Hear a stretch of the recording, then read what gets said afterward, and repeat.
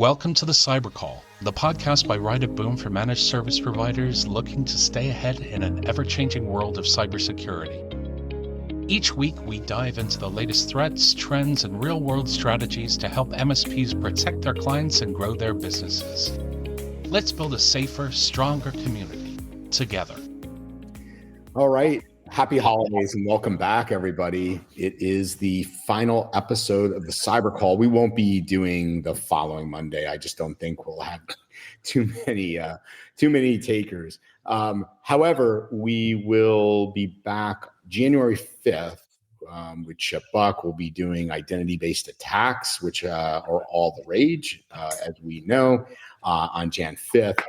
Just a few quick notes before we get going. We were supposed to have Greg Rassner here today gosh, I'm drawing a blank, but it's something about, the topic was going to be AI and third-party risk. And I'm trying to think of his company name. That's where I'm drawing a blank. But anyway, he had messaged me and unfortunately had a family emergency this weekend where he literally had to fly home from overseas.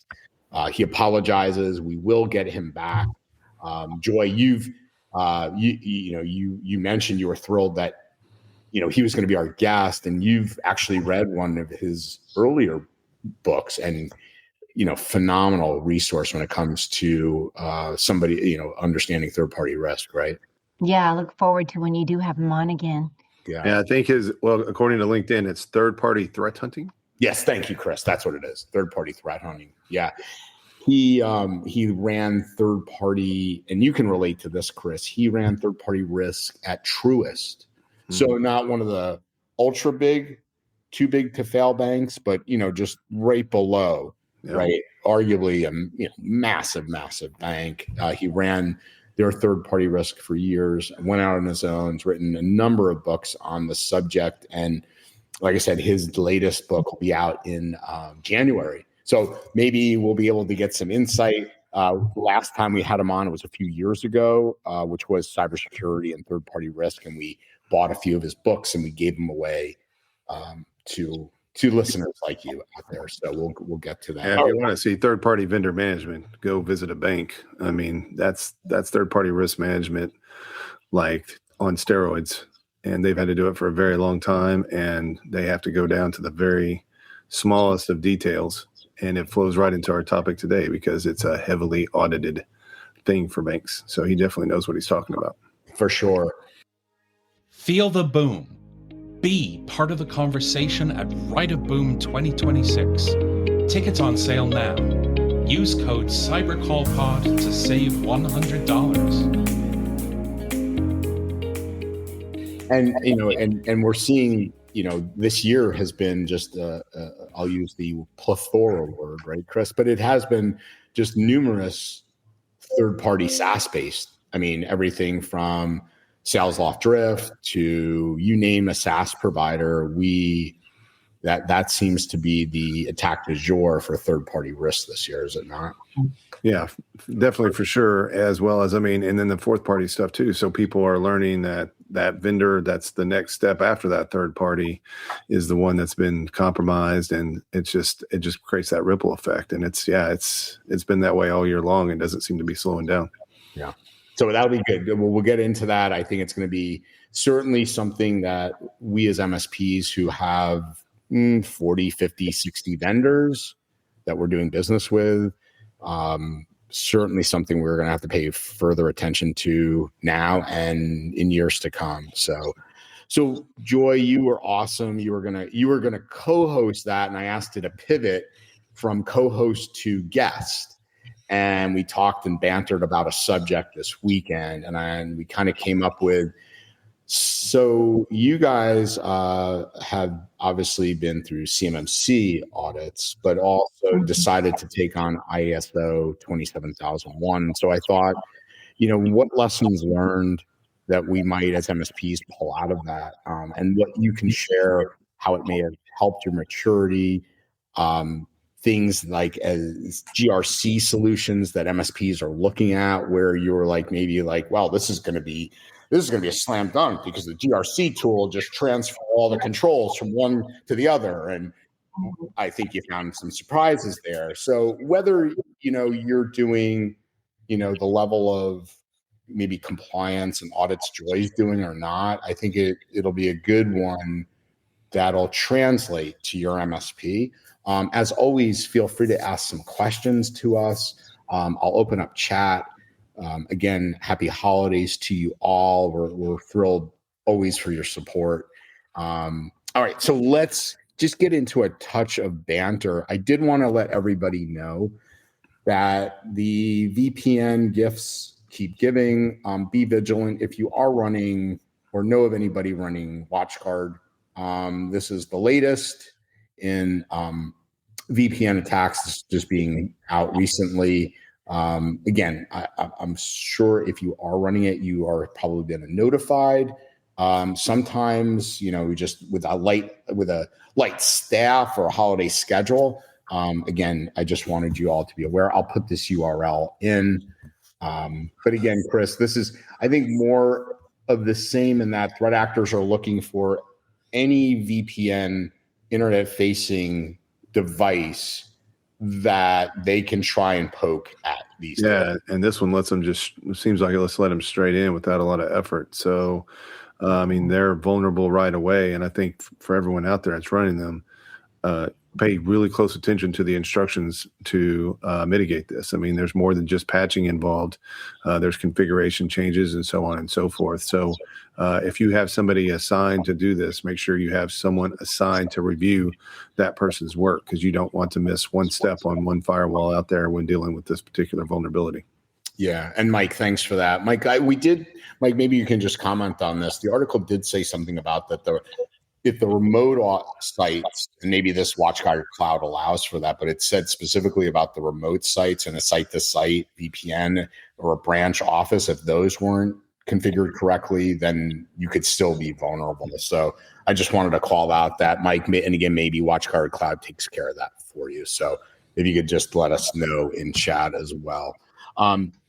Eric, the last thing before we get into the conversation with Joy, you have some clients that are going through CMMC audits right now. And lo and behold, I know this will be a shock, but auditors don't always know what they're talking about and have misinformation sometimes. So what were you asked? And you kind of scratched your head there and said, Joy, this doesn't sound right. And maybe Joy can help demystify that a little. Yeah, great to have Joy on the call today and the opportunity to ask these questions.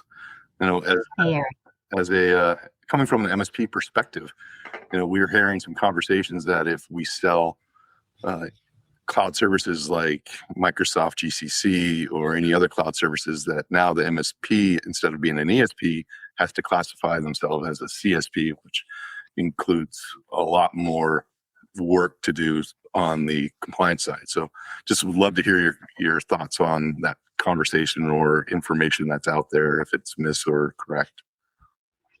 Well, I think that a lot of better information has been provided now by the Cyber AB and the Department of War. And there's actually an FAQ and a deck that the DoD or DOW has on their website. I can see if I can get the link to that one. But, as we go through the Cyber AB town halls every month and they have screens up, they've addressed this issue 2 or 3 months in a row. And so I have a screenshot of the most recent one where they spoke about it. And the most essential characteristics for a cloud service provider in the CMMC world is on-demand self-service, broad network access, resource pooling, rapid elasticity, and measured service. Like if those are characteristics that you're providing at your MSP versus Microsoft providing, and it's pretty clear Microsoft is providing all of those when you're reselling the licensing, or if you are standing up the environment, you're not doing any of those. So, or supporting the environment. And then also the deployment model that you have, if you have a private cloud, and this is an area that there are some MSPs, it's a little tricky because they may have some of their own servers, and they're saying to their customers, well, rather than you having to contract with Microsoft or somebody else, you can save your data on our servers. We'll manage it. We'll back it up for you. Then they are a cloud service provider in the eyes of CMMC. So does that help a bit? Yes, and it's relieving probably for a lot of MSPs. Yeah, because at one point, wasn't there some verbiage out there about like they were misclassifying us as that potentially, Joy? This is going back, I don't know, maybe 9-12 months ago, and it would imply potential FedRAMP for MSPs. And I remember talking to Scott Edwards, your CEO, and he and I were like, wow, because you guys, I think, are marching toward FedRAMP, but the majority of MSPs are not. Correct. So, which is and there's even in the CMMC ecosystem, there's some very well-respected people that are giving misinformation specifically about what is a CSP. So it's hard when you have an expert saying one thing, but the actual Cyber AB and Department of War are saying something different. Follow them. Follow the Department of War and their official advice about it. Okay, perfect. Thanks for that, Joy. All right, let's get on into this. And Chris Lair is going to be leading a new drinking game on CyberCall. So if you hear the word audit or compliance, you do have to take a shot. Chris, get your That's exactly right. Your bottle ready. And is it a shot of eggnog? So let's be fully transparent here. I was a last minute fill in on this. Eric Tills somehow came down with some stomach bug at the last minute. I was thinking, well, he's an attorney. He's probably got to bill someone out for that stomach bug for every hour he has of it. But anyway, and then when Angie said, hey, can you host? I'm like, yeah. And it's about audit. And I'm like, wow. I think, I don't know, it's a close 1 and 2, whether or not I ever want to work in the restaurant business again, or I ever want to put myself at a bank where I'm dealing with audits almost, 365 days of the year. I was like, man, I can't wait to talk about audits. So yes, for sure. I appreciate being on today and helping out here. And of course, when I saw Joy with Net, we're going to be on here. That's awesome. I could care less about Eric because he's usually on a boat. He's not on a boat. So he disappointed me this time. Not by choice. Yeah, I know, not by choice. So anyway, yeah. So thanks. So Joy, let's set this whole stage properly. Summit 7 did not pursue CMMC Level 2 as a differentiator. It was definitely mandatory. So can you share your strategy for approaching the certification and why you feel all MSPs servicing the DIB, which is the Defense Industrial Base, for those of you that don't know acronyms, should pursue it? And by the way, Chris, I misspoke you on that question. It wasn't mandatory. That's my bad. But Joy, as we reclassify it, it wasn't mandatory, but maybe you could go from there, Joy. Yeah. All right. Thanks. It was a differentiator for Summit 7. And that's another area where there's a lot of confusion out there because MSPs are not required to have their own CMMC Level 2 certification unless they, in fact, themselves are processing, storing, or transmitting controlled unclassified information. And at Summit 7, we actually do have CUI in our environment, and we are a defense contractor. But the primary reason that we went after our CMMC Level 2 certification is that we are a managed service provider to hundreds, over 1,000 defense contractors. And we wanted for our customers to know that we do the same that they do. It's like we consume everything that they consume. We're leading by example in all that we do. So we did want it to be a differentiator that we were one of the very first MSPs to get our CMMC Level 2 certification. And I think that it's really important for other MSPs to pursue it because it is shocking how many MSPs out there think, oh, all I have to do is show it at the audit and demonstrate how I do access control by creating user accounts or, have configured their firewall or how I do the patch management. But it's so much more detailed than that. And those nuances is where you can make or break the success of your customer's assessment, which is a very expensive lesson. If you do it wrong, it has a lot of liability involved in it. So what we are, really trying to put out there in the ecosystem is we want more and more MSPs to really embrace getting their own CMMC Level 2 certification so they understand it inside out and can demonstrate that to their customers. Yeah. So let me on the CUI and storing CUI, do you think MSPs understand that clearly when you talk about transmitting and storing CUI? Do they have a good understanding of what that means? Because I think that topic is really, really important. Because number one is, okay, do you understand what that means? And number two, should you even be doing it? Right. Yeah. I mean, can you kind of talk about that a little bit? Yeah, I mean, there's such a lack of education in the MSP community around what is CUI. How do you know if your customers even have CUI in their environment? How do you know what their contract terms are dictating that they should be doing? Because a lot of times the customer doesn't know. They're signing off to these DFARS 7012, 7021 requirements as part of their working with the defense ecosystem. The customers are, and they're not telling the MSP, by the way, this is in our contract. So all of a sudden it's a surprise to everybody. You know, the customer didn't know, the MSP didn't know. The MSPs need to start asking questions about the contracts and understand the type of data in all of their customer environments. It wasn't something that I was great at when I was an MSP because I was just following the lead of my customers. And, you know, what do you consider to be sensitive? The customer may or may not consider CUI to be sensitive in their conversation with the MSP. No, you're exactly right. I remember when I would come across some cases, ransomware cases, right? And there was data exfiltration involved, and we started having the breach attorney on and started asking questions. And yes, from the surface, what the customer had was, you're like, hey, yeah, that's just like a widget or some part that's meaningless, but it was still CUI. And they had no idea until the breach attorney got on that specialized in this and started explaining to them. And man, the eyes got super big and wide. I mean, and from there, it was just a little bit of chaos. And I know, Andrew, you were going to say something.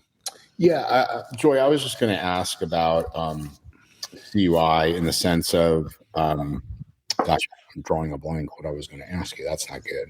Go ahead, Chris. It'll come back to me in a minute. So Joy, you would say that it's an extreme benefit to a client that has a MSP that is CMMC 2 certified, and even go further, they might even have a CCP on staff. Well, yeah. I mean, I think for MSPs, this is a CYA moment. Like the reality of the situation is you have so much liability as an MSP if you're supporting a customer in the defense ecosystem, and all of a sudden, because CMMC is required at least at a self-assessment level for all of the defense contractors now starting in 2025, right? And then it's going to become more and more of a requirement for a third party to come in and audit the environment as we go into 2026, 27, 28. But at any time, the Department of War, their DIBCAC, or Defense Industrial Base Cybersecurity Assessment Center, DIBCAC can walk in the door of a contractor or on a Monday call up and say, by Friday, we need all of your system security plan, all of your documentation, and we're going to be on site at your facility to conduct an assessment. And guess what? If you're the MSP that's been supporting them and you knew nothing about it, and you have a shared responsibility matrix with them or an SLA that says that we're responsible for access control and vulnerability management and all of these things, you're as on the hook as they are. It's almost like, Joy, it's almost like drug testing in like a sports environment now, right? Yeah. Hey, we're going to be right now, do this. I did remember the question we were talking about CUI, Joy, which is one of the things when I was talking to, Ken at Networks, he's awesome. And, they do a great job on, discovery, data discovery and labeling and classifying the data. One of the things, they did a project with Ryan Bonner, and one of the things that came out of it was there's no standardization on classification of CUI, meaning, it's labeled XYZ, so it's CUI, or it's labeled a certain way. Do you think that'll ever, is that a goal where now if you're that's going to come down from the prime and it's going to be labeled better or differently, or to kind of help standardize and enclave what is and what isn't? I think that they're making huge improvements. A lot of that stems at the Department of War themselves, like the actual group, if it's the Army, the Navy, whoever, and how they're putting out that information to the primes. And then the prime has responsibility as they pass it on to their subcontractors that it's all properly marked. And that has not been a huge focus, believe it or not, the marking of the data from the government themselves. And then, of course, that lacks, spirit of let's make sure it's correct when it goes from the prime to the subcontractors is just carried through. But they are working on fixing that. Okay. And there's a lot of DLP components you can add in now, even if the CU, if it's not marked CUI or controlled on the actual document, but you think it should be, there's different data tagging schemes that you can do just to make sure that you have DLP in place. The same way you would want to do that for your intellectual property. I mean, let's be real about this. A lot of the CUI is actually at the equivalent value as intellectual property for many of the contractors. Right. That's a good way of putting it. Yeah. So the clock started ticking. How long did it take Summit 7 to prep? So that's kind of a funny story. It's only because we had a lot of customers have the surprise call from DIBCAC, or maybe not so much of a surprise, before CMMC went into effect. So we had been doing evidence generation and assisting our customers through assessments with DIBCAC directly rather than a C3PAO prior to CMMC becoming a thing. And we had a lot already produced as evidence, but it was customer facing and not internal facing. So we were able to do it in 90 days, which is extremely fast. Like most MSPs would never be able to do it on that kind of a clock. I'd be very concerned if they think that they can. I think that they need a bit of a reality check with that. But we were able to do it in 90 days. And really, that was largely because we were able to leverage our own templates and our own screenshots, our own processes, things that we had been proving that we do on behalf of our customers, where we just used ourselves as our own customer to generate a lot of that. Yeah, that makes sense. What parts of that 90 days was the hard? What were the harder parts? I think understanding where we differ as an organization on how we handle things internally from what we would be doing for our customers, largely that's because we had a stronger security posture or a stronger internal requirement that we put on ourselves. So where we have a share responsibility matrix verbiage for how our MSP delivers services to our customers, it may not match up 100% with how we do things internally because of our stronger requirements that we have decided that we want to go by. Yeah, that makes sense. I mean, there's kind of a bit of a sports analogy there. They say you should train harder when it comes down to the game time, right? And if you're doing that, the game's much easier. I'm sure it's more eloquently put than that. What are the biggest lessons you learned that you would not have learned unless you had gone through that process? The importance of scoping. And we say that all the time. I've said that as a teacher in the CMMC ecosystem for 5 years. But when I was the one in charge of making sure that the scoping was correct for all the assets in our environment, one of the things that we had to really understand is how does this translate when we go to the next level of CMMC level 3, where certain categories of assets are not allowed in the critical programs. And so we had to really, how do we plan for 2 years out beyond what we're looking at with CMMC right now? That was a big learning curve. And I guess the other thing too is understanding internally who owns what. It's hard when you're scaling really fast. And that's why I'm excited that we're going to talk about ISO 27001. When you're an organization that is scaling rapidly, you can use CMMC as a way to get the buy-in for the resources from the stakeholders in a completely different way than checking boxes and, making sure we're there for our customers. But really, how do we plan for the future effectively? Yeah, that kind of goes into the next question. Obviously, you talked about scaling quickly and the big operational changes. What really kind of created the behavioral shifts for Summit 7? Or behaviorally, I think this is hard for every company, is really understanding the minute details behind change. Any kind of change, configuration change, change to a system or a process, change to what department is going to handle onboarding, just a change to a security tool that we're using, a SaaS platform. There's so much more nuance and detail in, have we done a full risk assessment? What controls are impacted by this, where we have to change the policy, which has the standards, which has the procedures linked to it, which links to every KBA, and the KBA has a step-by-step with screenshots. It's like that kind of thinking through, linking how it, this is what we say we do and this is what we actually do.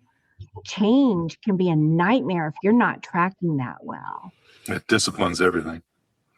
It does. Yeah, It does. When I was at I worked at USA, and obviously they're a very process driven organization. And when they had a centralized enterprise change, basically department, and they handled, it wasn't just technical changes, it was every change. Like it was a change to your health provider or whatever change was in the organization. I bet you they even changed a lock on the door. It probably had to go through that company. But you're right. You have to embrace that whole concept of change across the board. Everybody has to be thinking that way. So that totally makes sense. I will hand it over to Net now. I'll also just throw in that when we learned how much better we can do change management for ourselves, it really, all of those things inform how we can service our customers better, right? Yeah, for sure. So it's really symbiotic that way. It's wonderful. I just want to say USA must have been really confused, Chris, when you left and Gronk came in for the ads. I mean, how did they tell the difference between the two? I had a good friend of mine whose wife was pretty high up in marketing over there. And marketing was, when I worked there, was the largest department in USA, believe it or not. And it was, but she left. So I can never give her grief about that Gronk selection. But those are no hate on Gronk, but those are painful to watch. Right. All right, I'll take over the mic here. And by the way, real quick, Ned, I'm disappointed you said eat your own tacos. I'm surprised you didn't say eat your own vegan tacos. So I'm just going to add that in. Whatever your preference. That's right. That tastes better than dog food, all of it. True. Yeah. All right, Joy. Let's talk about leadership pressure. When CMMC is on the table and failure is not an option, how does that change the executive decision-making and prioritization?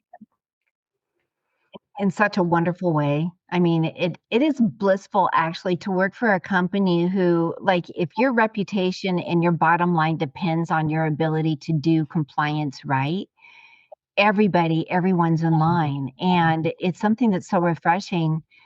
I think that I surprised our leadership when I said I want to take over managing compliance for Summit 7 internally, because I have always been so external facing in our industry, right? And a couple of them were like, "Are you sure? Like you want to do our compliance?" And I was so excited about it because I knew that I would have the support, both financial and with the people and with the strategy for how can we leverage this to the best possible way when we're not checking a box and we're instead making sure it supports every aspect of our security program and our governance.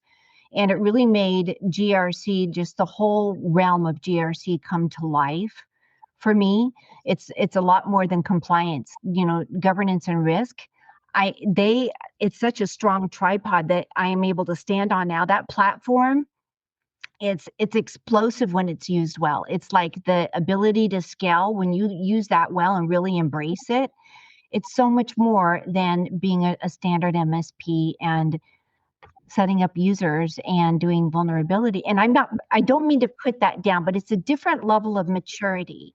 Mm-hmm. And when that's reinforced constantly by your leadership, it opens up so much more capabilities. It sounds like you took in the least popular job and turned it into the most popular job. I don't know about most popular by any means. Most suitable for me and my personality, probably. Hey, Joy, before we go on with Net's next question, James Stephen had something in there too that we'll get back to, but James had something on change management. Before we get too far away from that last question, he said, how much change control can be adopted in flow down? For example, O365 changes have to be adopted and we can't run them through our change control process. What about things like using Windows updates? Do you have a review? Do you have to review like every single patch, or can you do a risk management on the source and then choose to accept the their change control? Similar approaches on other software. Right. Well, I think that regular patching is done just through the vulnerability management program, and as long as there's a established configuration and we understand how the changes affect that baseline of the configuration, it's just handled in normal vulnerability. I don't think I said that as well as it is pictured in my mind. It's hard to find the correct way to say that. But when you're making changes to a configuration that impacts the actual security, like I'm going in and I'm changing a setting as a human being versus a patch that Microsoft has pushed down, then that's where the change management becomes a lot more important. All right. So if you have a policy based upon whatever OS or application it is in that policy, there should be a patching and security section that defines what that is. That would Right. Right. Well, yeah. I mean, when you get into I think it's the risk assessment domain that talks through the risks of vulnerability management and how you're addressing those. So establish the criteria for what you consider to be acceptable without, testing. And I'm pretty sure that that's how we've handled it at Summit 7. Joy, just last really, so back when you were saying you guys went for a level 2 cert because you had, level 2 cert, and then that you feel all, MSPs that'll help MSPs that are handling level 2 clients, they should go through it. Mm-hmm. So Stephen says, we've been contemplating level 2 self-assessed, but third party with requirements and ongoing expense is heavy undertaking for smaller MSPs. Are you recommending we go full 3 CPAO or self-assess level 2? Well, doing a self-assessment at a minimum is great. I'm so happy to hear that they're at least approaching that. If you invest the money in putting one of your team members or more through the CCP class, that will really help.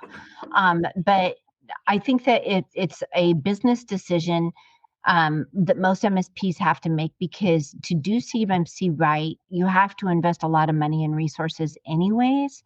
So why don't you use that as a differentiator?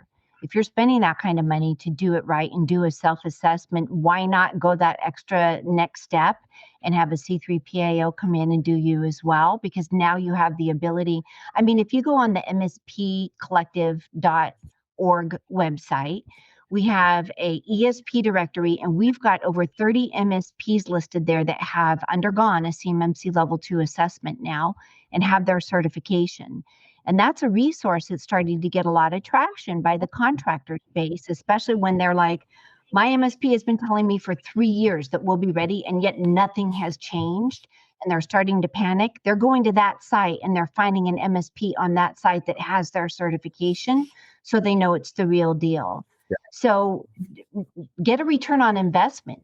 That's my advice. It doesn't hurt that Scott and you guys got literally like a heavyweight champion lobbyer in there, and you guys are in DC formally talking to the Department of War and all these agencies about this. So yeah, check MSP Collective out. I put it in there. So yeah. Nat, thanks for your patience. We'll let you continue. Of course, anytime I get to hear Joy talk, I just sit back and listen. So please, anything. As you mentioned before, scoping can be an issue for a lot of MSPs, and a lot of MSPs get tripped up when scoping. So what were the biggest differences in scoping between CMMC and ISO, and where do MSPs consistently underestimate the complexity? Scoping for CMMC is all about where does the data flow? Who is going to process, store, transmit either controlled and classified information or this new category of data called security protection data? And the people who are involved and the tools are a security protection asset.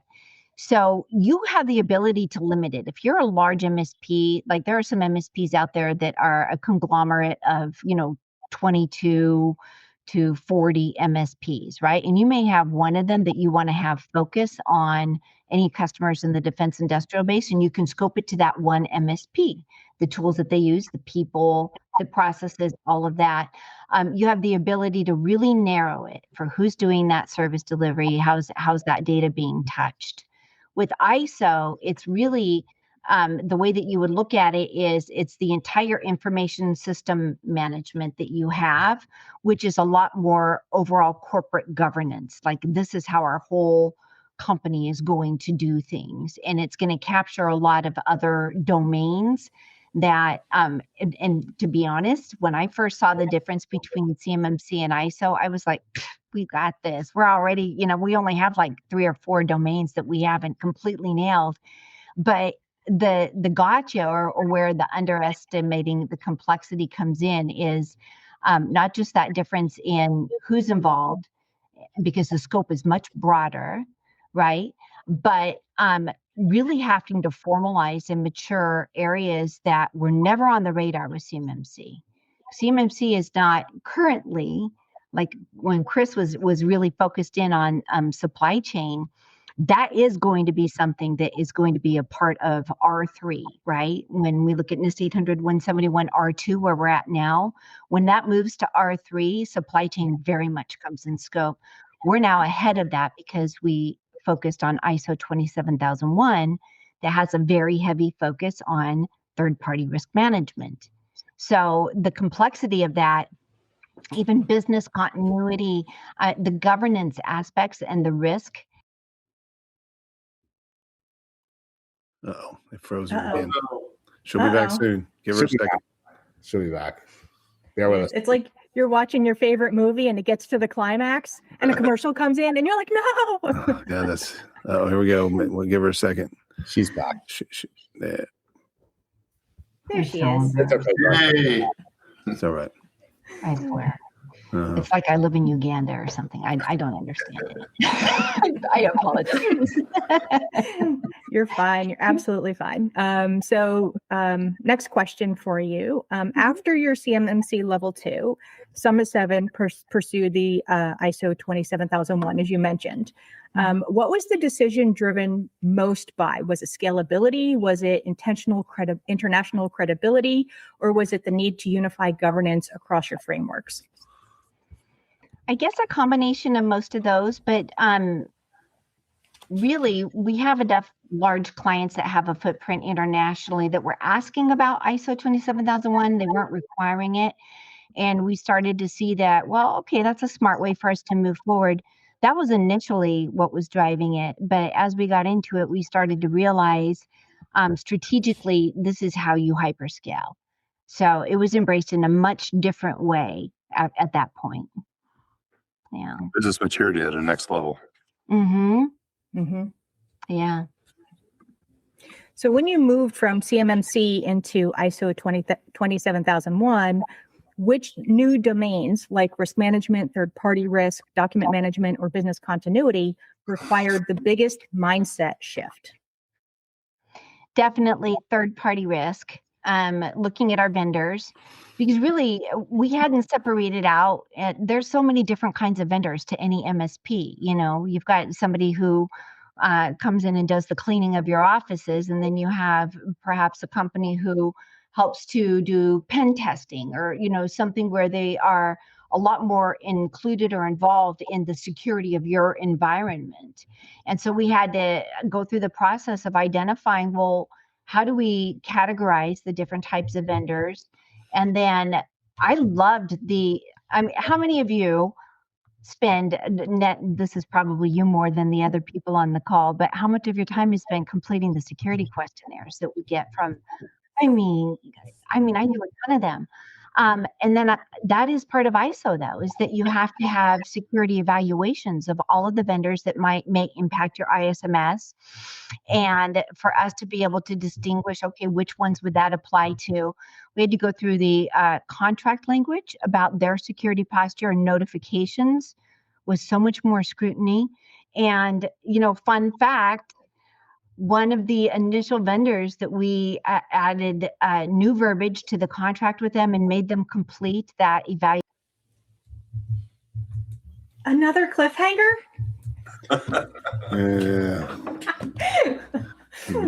Yeah, and I thought Eric's boat was bad. Yeah. All right, you're back.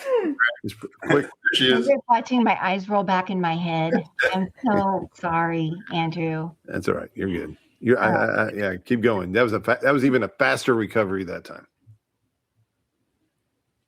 Uh-oh, she frozen again. Yeah, that's all right though. I wish I had some good Christmas jokes or something, but I don't. So, all right. Let's see if she comes back here. Oh my goodness. This is fun. It's though. teasing us. Yeah. All right, Joy. Do you know what? I'm relying on Elon Musk right now. I'm on his little Starlink. So All right, let's try that out. it could not happen again. One of those vendors. See, you can't. Oh, you can't, man. Oh my you can't be gosh, talking I smack think on it just Elon. All right, you're there. You're there. Fucking Joy. This is miserable. Miserable. This has not happened in weeks. One of those vendors was reached.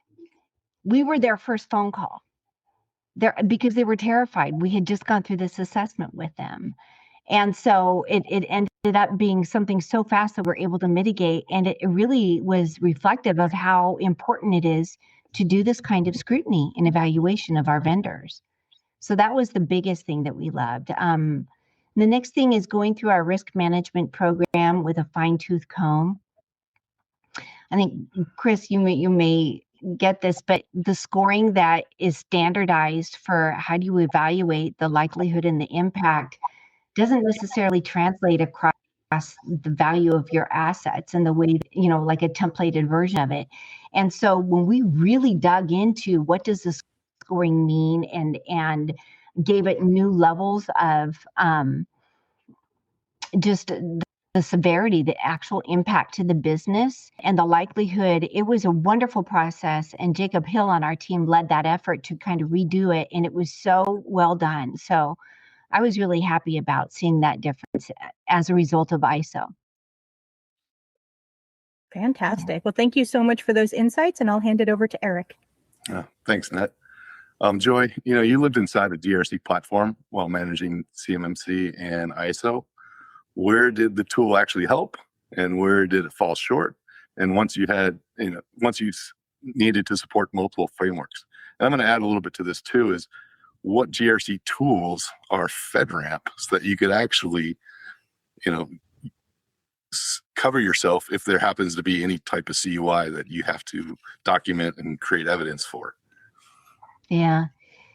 FedRAMP only would apply if the system security plan itself is designated as CUI, and that's not common. So NNPI is a category of CUI, and I believe that those system security plans are categorized as CUI. So not all GRC platforms need to be FedRAMP.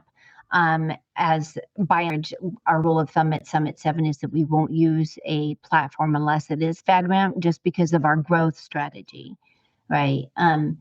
So I think that IntelliGRC is pretty close. I know they're at least FedRAMP 20X, and they're about to be moderate. I think that FutureFeed is. I know that ServiceNow's compliance module is FedRAMP, but there's not a lot to choose from, and they're expensive. So, Yeah. but how did it help with multiple frameworks? It doesn't translate as well as you would want it to. I mean, there are duplicative controls between ISO and CMMC, but CMMC breaks out at the assessment objective level for every one of those controls. So the way that it helps is the verbiage included in templates for ISO 27001, like in FutureFeed, are really, really well done. So there wasn't a lot of modification that I had to do on many of those, but the actual populating of evidence across frameworks is really tricky to do. I don't know of any that are doing it really well. Excellent. Well, we already spoke about how MSPs, there's a benefit to their customers being CMMC2 certified. And what type of benefits could an MSP get by being ISO certified? As far as the benefits to their customers? And to the MSP?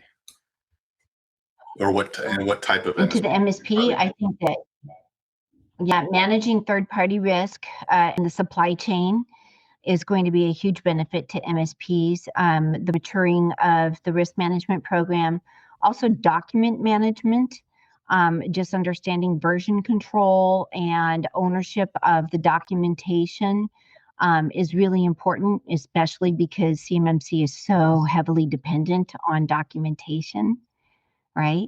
So ISO helps in a lot of those regards. It's just good helping MSP scale. Also, a lot in the processes, like things like, I was talking to, I remember we had Chip Buck on who went through it, and Calvin Engen, who also went through ISO 27001. There was a lot about, things about, BECs where, the checks and balances are much, those are things you go through much greater, where if someone's requesting money and things of that. Did you find that as well? There was more rigor in those types of processes? Mm-hmm. Yeah. 100%. Yeah. So what we've seen that is a lot of times our MSP is more business mature than our clients, and we're able to pass along some of that maturity level during our VCIO meetings. And I think if you're more in line with ISO, you probably provide better value that way also. Well, and even just with CMMC, like I was talking about change management, the more we learn internally about a really good, we call it a CCB, a change control board, and how we operate out of that, the more that we can translate that to helping our customers improve. Thank you. Yeah. So let's talk a little bit about Right at Boom. Just a little more than a month away. So super exciting. And you're going to have a CMMC workshop. What should MSP expect during the 3 hours with you and Scott Edwards? Well, first of all, you're seeing my name and Scott's on this workshop, but there's going to be a lot more MSPs. I don't know about a lot more, but one or two other MSPs are going to be presenting this with us. It's not just Summit 7, because this is an initiative that our MSP collective is taking on with Andrew, which we're really excited about. And we have, I think, 3 hours. Likely what we're going to do, we haven't selected the absolute flow of what we're going to be including in the workshop yet, but there's so many challenges common to MSPs around CMMC. So we're going to pick some of the larger challenges, like how would you create a shared responsibility matrix, and what does that look like when it's living in your environment and translating to your customers? The reality of it, right? Because it's one thing to write it up and say, oh, this is what we share and how we do it. But do you do that for every single customer that way, right? So really understanding what goes into the shared responsibility matrix. The other thing would be scoping. So MSPs use a lot of different kinds of tools, outsourced to India for some, people support or tool support or what have you. And so how of assets be categorized for CMMC? So we'll take on things like that we can share as much knowledge as possible, best practices. I can't wait to attend that. I'm looking forward to it. Yeah, if you have ideas of things that you want us to include in our workshop, and those who are on the chat right now, we'd love to hear them. Fantastic, thank you. And then other than your workshop, of course, what are you looking forward mostly to Right at Boom in February? Well, this is a fun one to think about, honestly, because first of all, one name, Emily Ann Fogarty. I'm a big fan of Emily Ann's, and she's going to be diving into governance. Everything that she does, I think, is just really well detailed and actionable. So I'm excited for that. Brian Blakely, anything that he talks about with risk, I mean, I'm like living, eating, breathing risk management right now. And so everything that he posts on LinkedIn, I don't just read once, I read it twice. I comment, I ask questions. He's just so smart. And then Black discussion on thinking like C-suite, I think is going to be really valuable. So I'm looking forward to those kinds of things. Of course, anything that's AI related, because that's so not my area and I need to learn a lot more about it. Yeah, it's a good conference. Jeff Tyre is going to do, so from Black Hills, Joy. In fact, I'm going to talk to him tomorrow to kind of walk through his session again. But for those that might have been at Flow, Bruce event, I brought him in there, and this is somebody that like runs the entire, AI attack division at Black Hills. So if that's a passion, man, you definitely want to. And he's got an awesome accent from Australia, so it makes it that much more enjoyable. Also, so there you go. Yeah, we're definitely And Andrew, you were in Vegas last week, right? Making sure everything was getting ready because it's right around the corner, man. I could smell Right of Boom. It's that close. Yeah. We had a great session, and everything's buttoned up, Chris. We just got word that Microsoft is coming in a major way. They're going to be joining us main stage. They really are investing a lot back into the channel this year. We have at least, I think, 4 sessions now. Nerdio just added one where it's a pre-day event on Tuesday where you can actually get a Microsoft voucher to take a course and certification. So there's at least 4 courses like that. SIP got sold out already. There's several of them. When I say sold out, full. There's several. So even if you've registered, I'm encouraging you to do 2 things.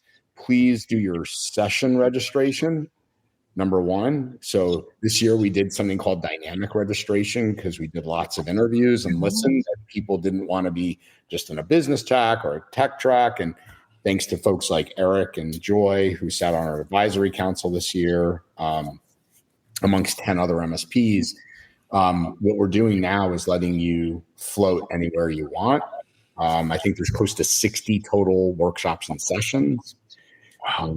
So get registered. If you are registered, pick your sessions. If you picked your sessions and haven't gotten your hotel, you have to January 5th before the MGM can take our awesome room rates away. So yeah, it's coming up fast and furious. Yeah, make sure you have the appropriate footwear because it's going to be a blast, but it's a walk back and forth. Yeah, you get in your steps, Chris. You don't have to worry about it. But no, it is. This is just not. It's going to be amazing, guys. I mean, if you've never been before, you're going to be. And I'm surprised, Keith, you haven't been, but you're going to love it. But if you have been before, it's going to be that same fundamental Right of Boom experience, just with a lot of great change. Again, a lot of input from the people on the advisory council and other places. So it's going to be fantastic, no doubt. I mean, and hey, it's February. You'd rather be in Vegas than most other spots in the country. So you better sign up if you haven't signed up. Yeah. Exactly. So first off, to our attendees out there, happy holidays to you all. Thanks so much for coming in here on right before, Christmas or if you're whatever you're celebrating. Happy holidays to you. Happy New Year in advance, because we won't see you the following Monday. We'll see you back the 5th. Joy, thanks so much for filling in on short notice, and Eric and Chris as well. Thank you so much for filling in so quickly and making this an awesome session. We'll get this up on podcast for everybody. And again, all the best to you all. Happy and healthy one. Take care. Merry Christmas. Happy holidays. All voices, one place.